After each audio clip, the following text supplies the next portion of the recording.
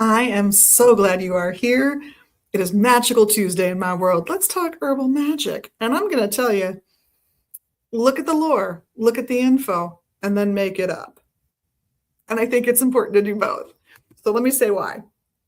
Let's say you want to do a prosperity spell. You want to do a spell to help enhance your ability to buy those expensive groceries and gas that's out there right now. Great. You're going to go into your kitchen and you're going to grab some spices like cloves or nutmeg or cinnamon sticks. Why are they associated with wealth, I ask you?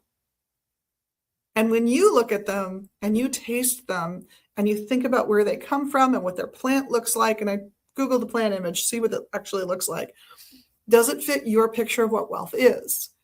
Because some of these herbs only became associated with wealth because they were expensive for Europeans to ship back to Europe from their new trading partners and then later conquered territories. So is it really associated with wealth? In some cases, the answer is not historically is no. It's actually been associated with passion and drive. And I think that fits the taste of some of these spices a little bit better and their uses a little bit better. But it's up to you. You look at it, you decide. Let's say you want to create a more peaceful setting in your life. You want a conflict to come to an end, something along those lines. What choices do you have out there? You have a ton. You could pick linden, which is derive some of its magical properties from where it is found originally, which in this case, I'm going to talk about the European traditions of it.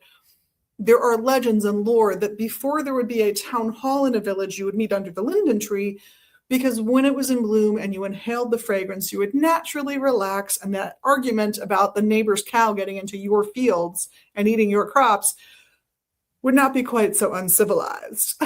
How true is it? Well, the next time you see a linden tree in bloom, and there is an American species, we just call it basswood in this part of the US, smell the flowers. See what effect they have on you. Is it more peaceful? I ask you. Try the tea if you can. Always check your medical records. Does it make you feel more peaceful, more amenable to a positive conversation? It is about a conversation. Maybe you add some mint, because that's also associated with having good speech, particularly spearmint. But what if that's not what it's about? What if you attaining this wealth, this thing, has nothing to do with good communication skills? It has to do with someone else doing something effectively for you. Maybe they're the communicator. Then those things aren't going to necessarily be your best and first choice unless you're doing magic for the person who's going to be doing all of the speaking and representing of you. So what do you grab then to end this conflict or to engage in commerce? Suddenly you want to grab other things. Suddenly mullein starts to look better because everybody chills out more.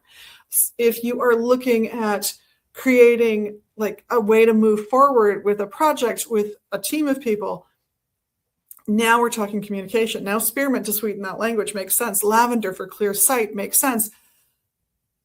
But it's up to you.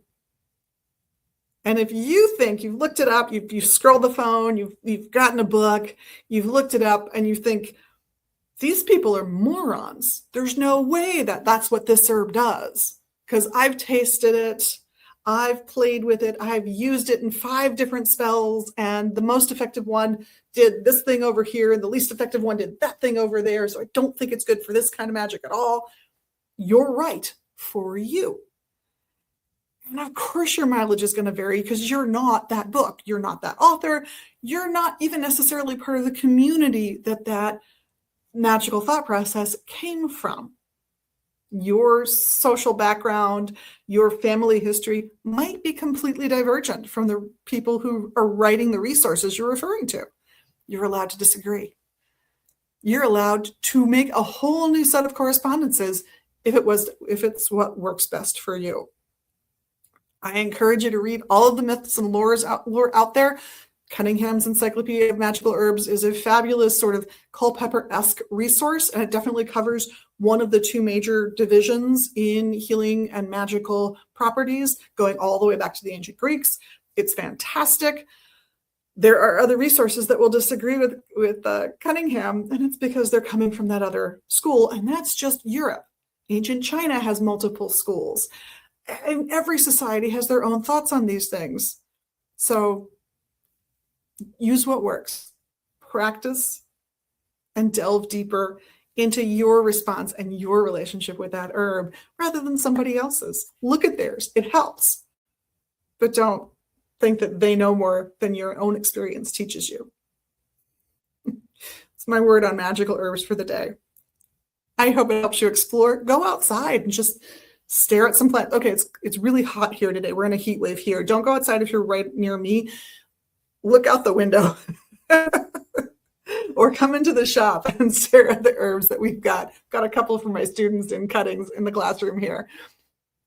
But have an amazing day because you deserve it, because you're an amazing person. And of course, everyone here at Magus Books appreciates that about you. And we also appreciate the tiny little magical things you can do right here in social media land. I know you know what they are. I hope to see you all here soon on our website and, of course, here at the shop. Come down for the party, and we'll see you all soon. Blessed be.